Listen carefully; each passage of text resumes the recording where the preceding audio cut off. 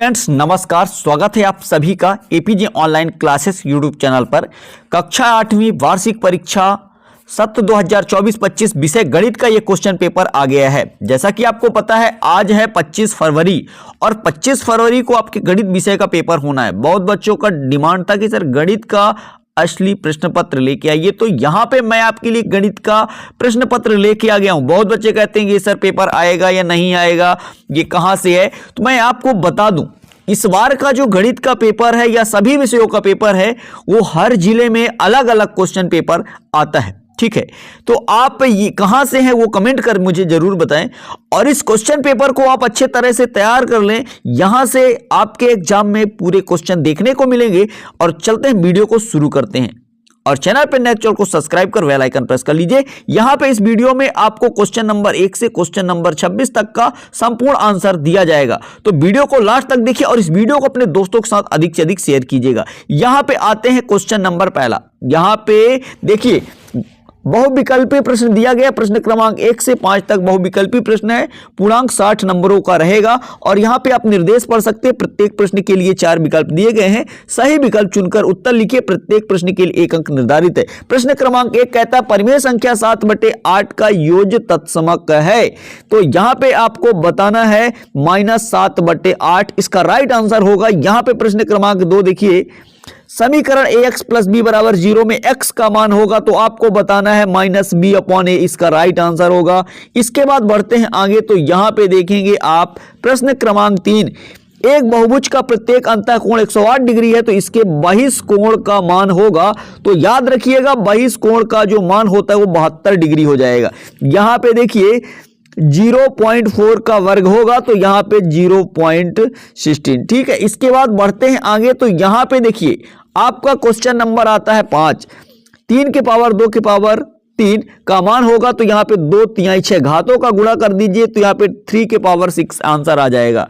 इसके बाद यहां पे बढ़ते हैं आगे, तो देखिए रिक्त स्थान दिया हुआ है प्रश्न क्रमांक 6 से 10 तक, तो निर्देश यहां पे पढ़ लीजिए। निम्नलिखित प्रश्नों में रिक्त स्थान पूर्ति कीजिए, प्रत्येक प्रश्न के लिए 1 अंक निर्धारित है। यहां पे प्रश्न क्रमांक 6 है परिमेय संख्या 37/49 के लिए गुणात्मक तत्समक होगा, तो यहां पे आपको बताना है 1।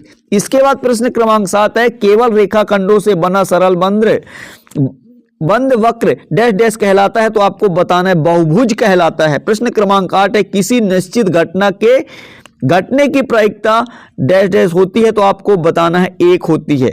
इसके बाद प्रश्न क्रमांक 9 है किसी वस्तु के विक्रय मूल्य पर लगने वाला कर डैश डैश होता है, तो विक्रय कर होता है। यहाँ पे प्रश्न क्रमांक 10 है -1 के पावर 16 का मान होगा, तो यहाँ पे आपको बताना है 1। और याद रखिएगा कभी आपसे पूछा जाए कि 3 के पावर 0 का मान क्या होगा, तो 1 होगा।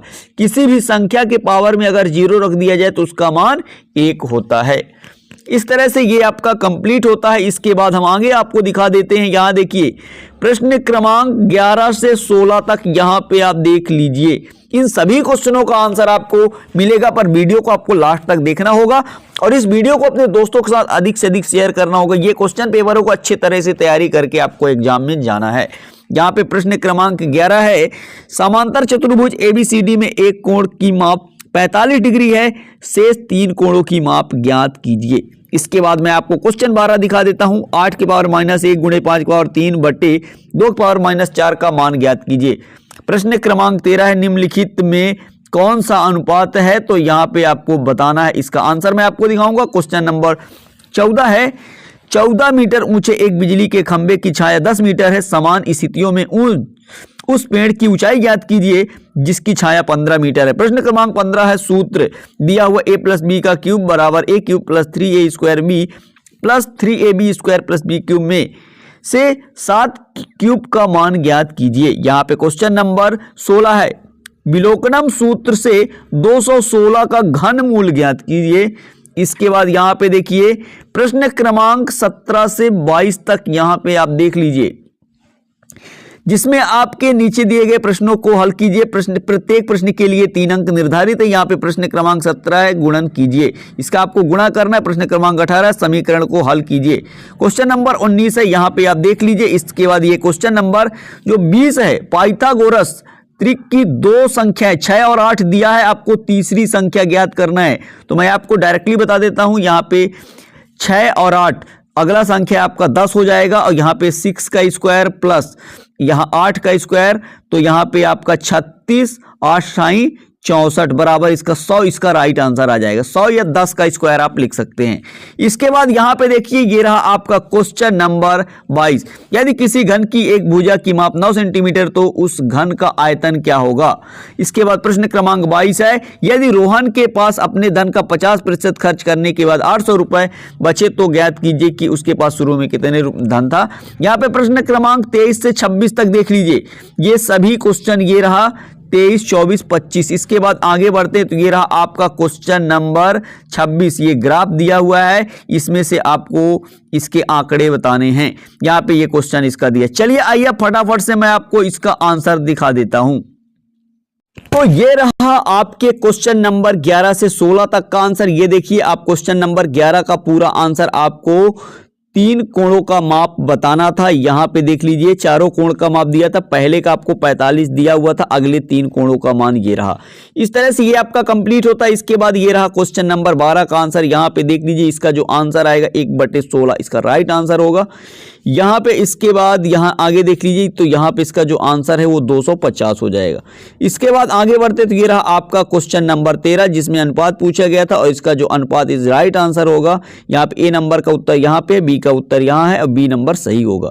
इसके बाद देखिए प्रश्न क्रमांक 14 का उत्तर देख लीजिए, इस तरह से आपको हल करना था। इसका आंसर जो है यहाँ पे 21 दिया हुआ है। इसके बाद बढ़ते हैं आगे, तो ये रहा क्वेश्चन नंबर 15। ये सूत्र का प्रयोग करके आपको इसको हल करना था, तो इसका आंसर यहाँ पे 343 आ जाता है। इसके बाद ये रहा क्वेश्चन नंबर 16, 216 का घनमूल विलोकनम सूत्र से ज्ञात करना था, तो ये रहा। इसके बाद ये रहा क्वेश्चन नंबर आपका 17 का उत्तर।